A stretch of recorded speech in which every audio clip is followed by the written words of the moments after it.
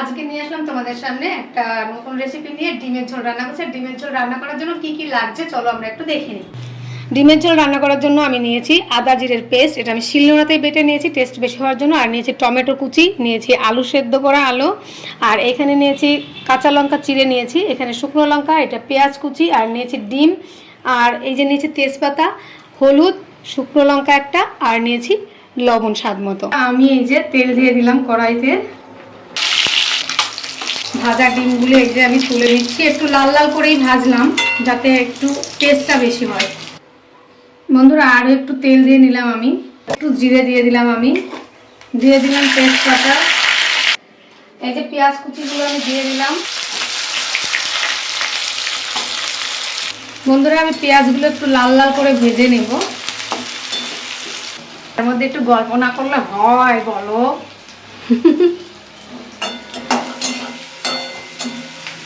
বন্ধুরা আমি এই পেঁয়াজ ভাজাগুলো একটু তুলে রাখছি,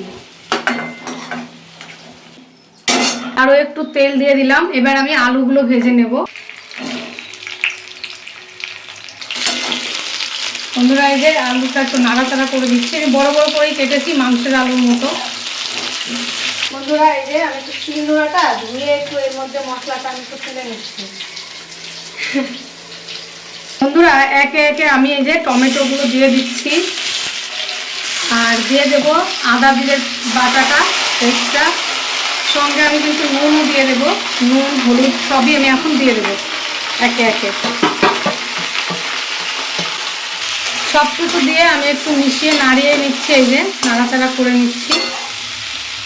এই যে আমি এগুলো মশলা টশলা দিয়ে সব কিছু দিয়ে কষাচ্ছি, এই আলু আর হচ্ছে তোমার টমেটো সব কিছু মশলা দিয়ে কষিয়ে নিচ্ছি একটু। এইবার আমি এই যে পেঁয়াজ ভেজে রাখা পেঁয়াজগুলো আমি আবার দিয়ে দিলাম এর মধ্যে। দেখো অনেকটা তেল রয়ে গেছে, পেঁয়াজগুলো আমি ভেজে রেখেছি এই সঙ্গে কষানোর জন্য। দেখো বন্ধুরা সব কিছু দিয়ে আমি এই যে কষিয়ে নিচ্ছি, পেঁয়াজটা দিয়ে একটু নাড়াচাড়া করছি। বন্ধুরা আমি কষা দিয়ে খেতে ভালোবাসি, তাই একটু আলু কষা আমি রেখে দেবো, ওটা আমি ঝোল ঢেলে দেবো। বন্ধুরা দেখো তেল ছেড়ে ছেড়ে এসেছে, এই যে মশলাগুলো সেরকম তেল ছাড়ছে। এবার আমি ঝোলটা ঢেলে দেবো।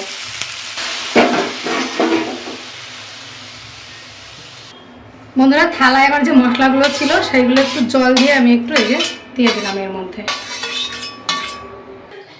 বন্ধুরা ঝোল ঢেলে দিয়েছি দেখো তরকারিতে, এরপরে জাল উঠলে পরে আমি ডিমটা দিয়ে দেবো।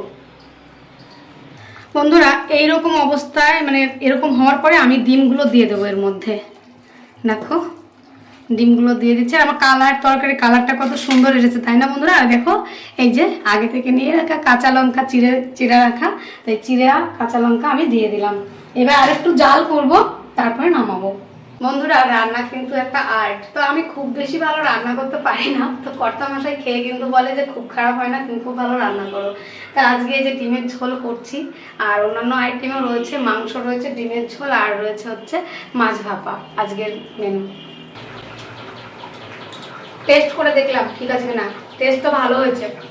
এবারে যে গরম মশলার গুঁড়োটা একটু দিয়ে দিলাম, একটু নাড়াচাড়াও করে দিলাম। দেখো রান্না কমপ্লিট করার আগে সবাইকে দেওয়ার আগে আমি খেয়ে নিচ্ছি। খুব টেস্ট হয়েছে আজকে। বন্ধুরা আমার তরকারিটা কিন্তু হয়ে গেছে, এবার কিন্তু আমি নামাবো। এই যে নামিয়ে ফেলছি।